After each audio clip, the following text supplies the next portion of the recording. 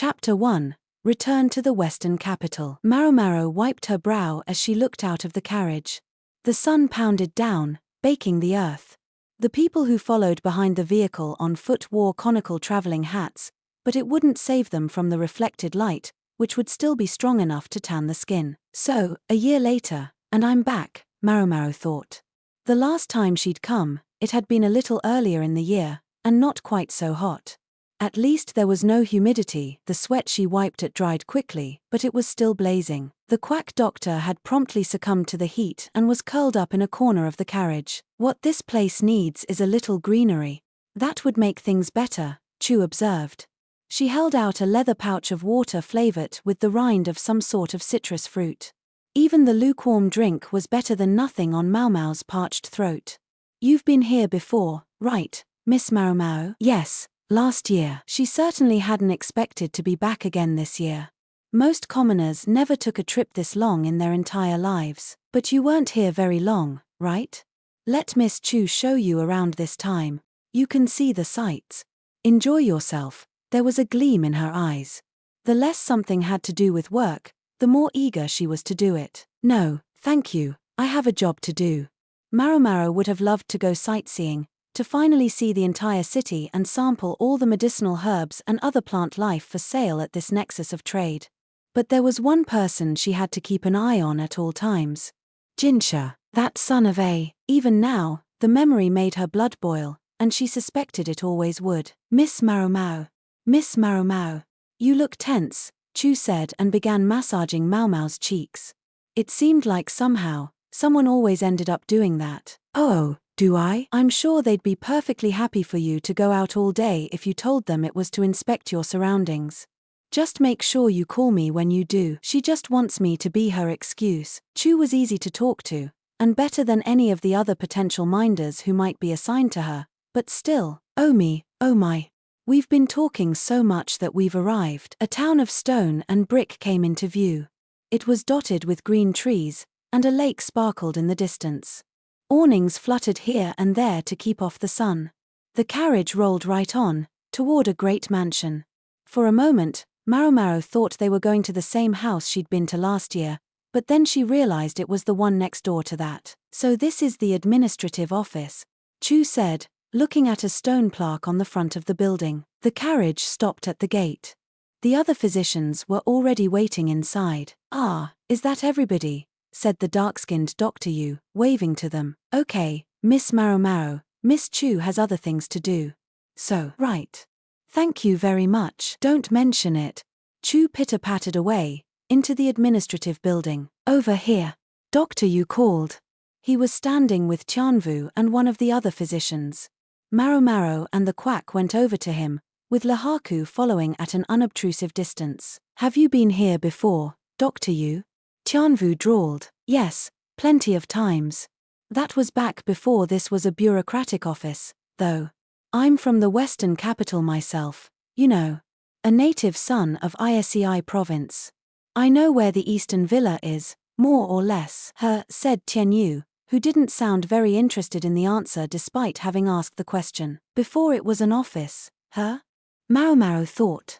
As they walked inside, she pondered what it might have been used for before. It did indeed feel more like a rich person's house than a proper administrative building.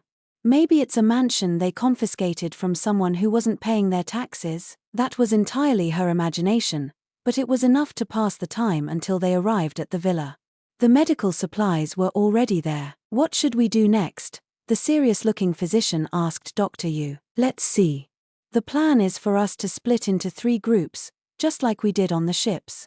The Moon Prince will be at Lord Gavokuoyu's annex, Grand Commandant Khan will be here in the administrative office, and our man Lu from the Board of Rights will be in the Lord Gavokuoyu's main house. The good doctor seemed to refer to one of those men very differently from the others. Maybe they were close personally, or perhaps in rank. Should we split up into the same groups we did on the boats, then? The other doctor asked. I think something a little different today, Dr. Yu said. He grabbed Tianyu and pushed him toward Maomao and the quack.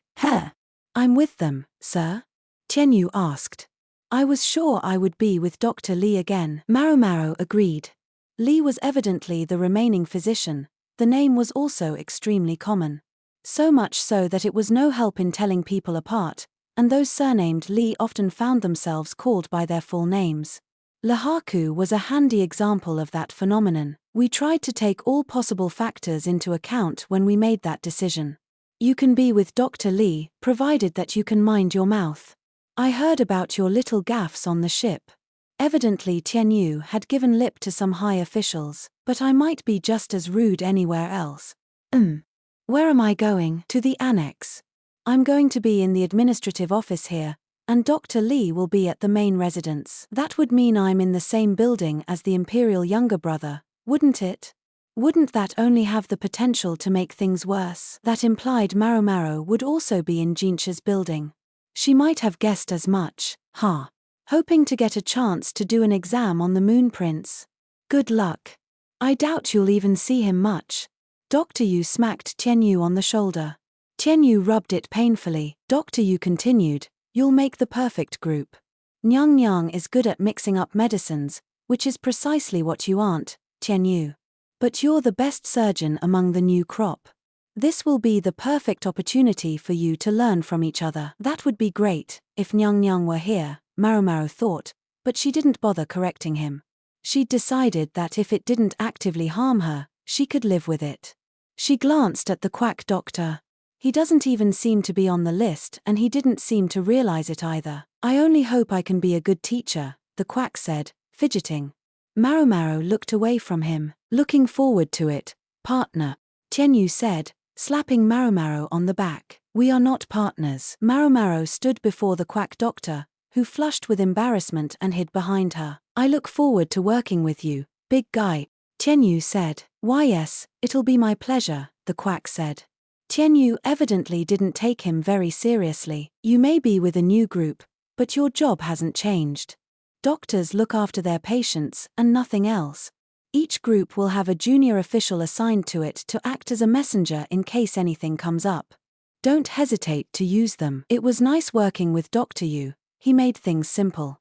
Maomao knew the personnel on this trip had been selected for their ability to adapt to a rapidly changing situation, but he had a special ease that must have come from being on his home soil. "You heard him. Shall we get going?" Tianyu asked, picking up his stuff. Administrative office, main building, and annex. 2 of the 3 of them belonged to Gyokuoyu outright, which served to demonstrate how powerful he was.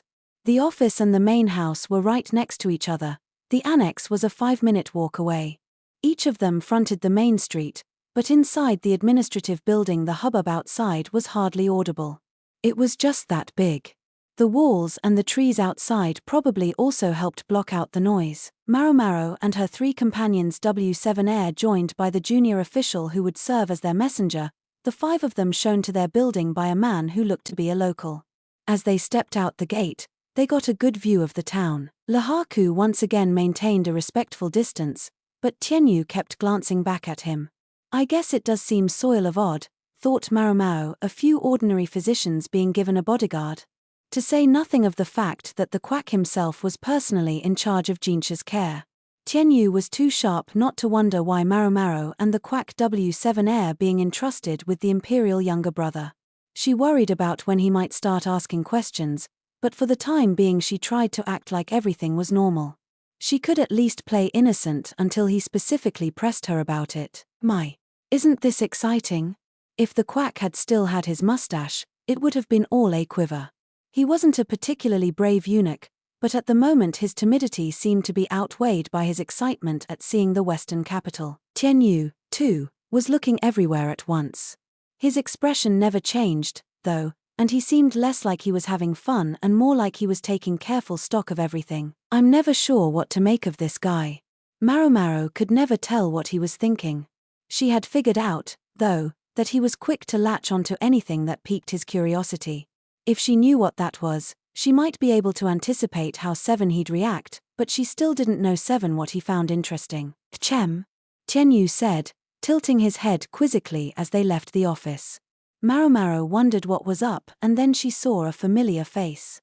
The owner of the face seemed to recognize them too, because he trotted over. "It's been much too long," he said with a respectful bow of the head and a gentle smile. It was the pretty boy, Rikusen. The freak strategist's former aide. That's right. I heard he transferred to the Western capital. He was more tanned than the last time Maomao had seen him, no doubt from the strong sunlight in these parts. 2 attendants walked behind him. It has, sir, said Maomao. Yeah, haven't seen you in a bit, said Tianyu at almost the same time. Only the quack was left out of the loop. He looked at Maomao as if to ask who this person was. Do you two know each other? Maomao asked, looking from Rikusen to Tianyu and back. Yes, in that I never forget someone I've met, Rikusen smiled. Maomao sensed something tired in the expression. She also noticed that his clothes were dusty and there was mud all over his shoes. The first thing they told us when we started at court was to learn what the strategist's aide looked like, Tianyu said. Ah. I see, Maomao said. Tianyu may have greeted Rikusen familiarly, but he didn't actually know or care that much about him. The quack, meanwhile, shifted uncomfortably, feeling shy around this stranger. For once, Maomao couldn't just let everyone else do the talking. This is the master physician. I've come to the Western capital to assist him, she said. Master physician? Rikusen asked with a puzzled look at the quack. Oh, his name. His name is, damn. She'd almost forgotten it again. She thought it was Gu. Gen. But she decided not to say it aloud. Instead she said, if I tell you he's the physician who served many years at the rear palace, would you know who I mean? Ah. Neatly done. Rikusen clapped his hands. Yes. This is him. That was a close one. I almost forgot. The quack was a body double for her own father, Luo Men, and he was being treated as if he were his more august counterpart. Rikusen, for his part, would surely be familiar with Luo Men, who was the freak strategist's uncle. He would probably also grasp that the quack was the only physician in the rear palace. Never know if the walls might have eyes or ears. They were still technically in Li, but the Western capital was as good as foreign territory. More to the point, both of Rikusen's attendants appeared to be locals. Maomao couldn't afford to say anything careless. She would have to watch how she spoke. Maomao didn't have anything particular to talk about with Rikusen, and she was keen to get out of there before anyone gave the game away. I'm sure you're busy, Master Rikusen. I apologize for taking up your time, she said. Not at all. I'm just now back from traveling for work. It took me quite a ways out, but I knew you all must be arriving soon, so I hurried back. I never expected my timing to be so perfect. He smiled broadly, but it couldn't hide the mud on the hem of his robe. It was dry now, but it was obvious that it had originally been quite dark, rich soil. Was he out in the fields for some reason? The Western capital was a dry place. Puddles were not a common sight on the roads here. Even if they had been, the dust would have been whiter, lacking in nutrients.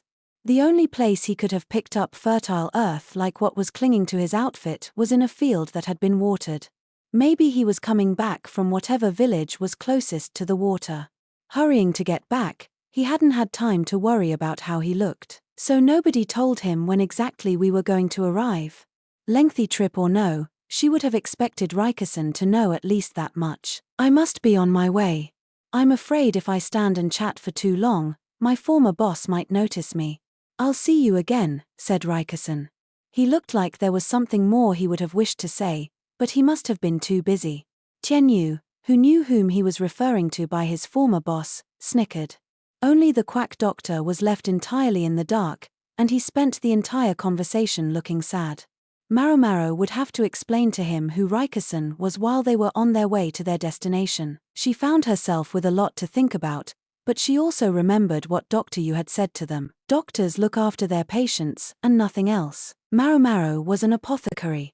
So she would do an apothecary's job and nothing else.